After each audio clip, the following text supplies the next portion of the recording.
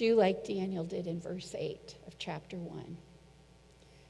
He laid it all on the line, and he said, I will not defile myself.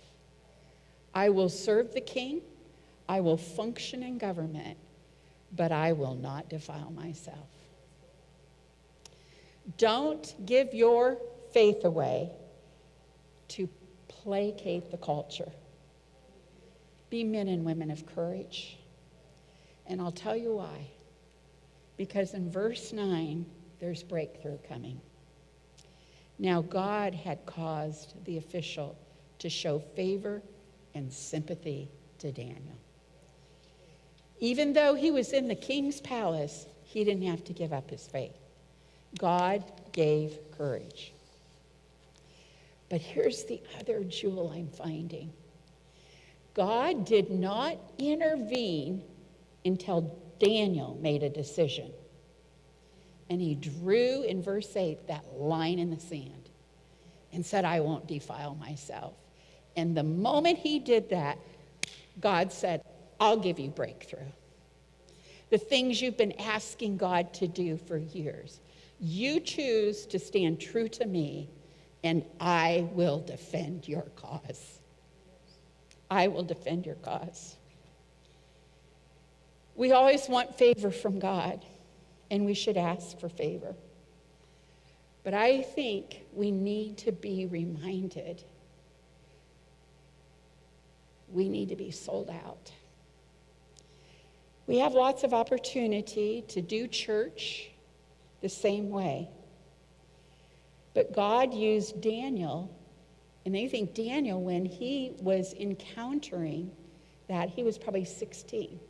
So we got David, right, 17, Daniel somewhere around 16. I'm like, I don't have an excuse.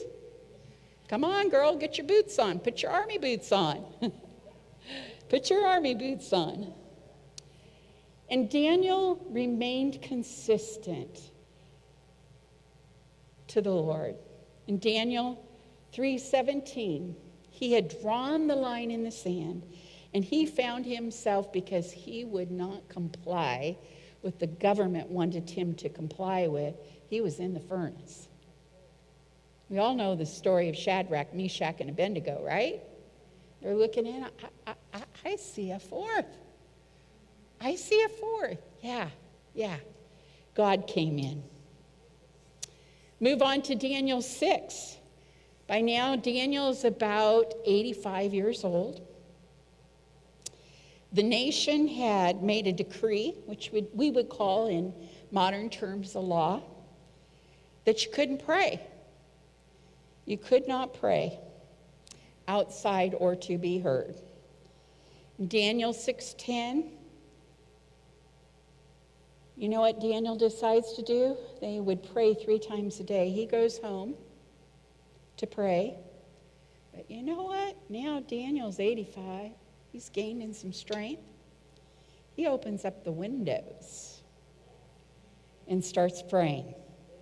And everybody around heard him crying out to God, save our nation. The Lord, wherever he has you, know that you have influence. You have influence wherever God has you. That might even mean right now you're in a season of being a stay-at-home mom. Hallelujah. You have influence on those little kiddos. If you're a teacher, you have influence. You know what? If you're a custodian, you have influence. And here's why. To have influence, you need access to the great influencer. I have seen God move amazingly by a willingness to hit my knees and say, God, show up. Can I tell you, I've got pending prayers that have not been answered? Absolutely. But the year of Jubilee is coming, saints. It is coming. The world may be trying to squeeze us right now. But remember, you have access to the one who can bring influence and change. Don't lose hope.